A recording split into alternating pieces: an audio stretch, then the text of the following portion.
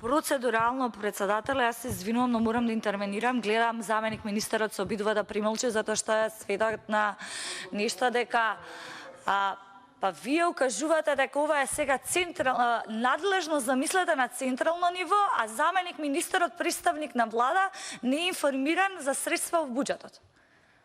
И сега?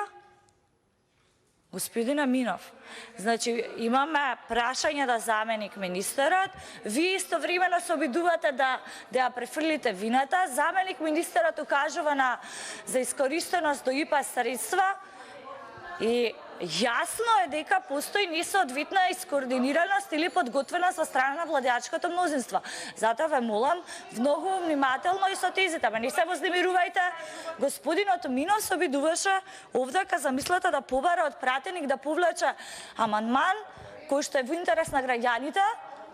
Заменик министерот не е во тек за она што се случува, а интересно Минов споделува тука некои податоци. Ние многу јасно и професионално побаравме да добиеме на јасна слика за тоа што се случува во владеачкото мнозинство.